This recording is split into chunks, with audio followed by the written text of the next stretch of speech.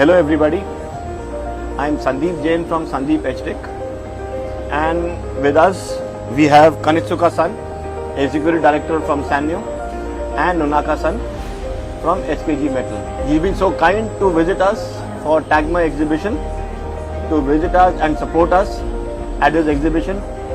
So Kanitsuka-san, Yes, you've been coming to India for a long time now. Yes. I think almost 10-15 years. yes. So how do you see India 15 years ago and India today?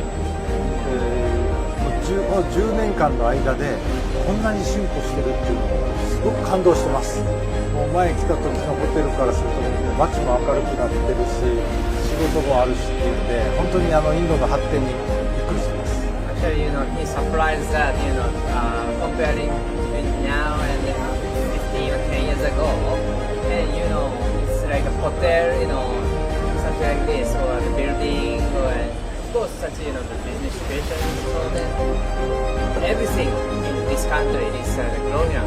So they're surprisingly, and they hope, it's more increasing.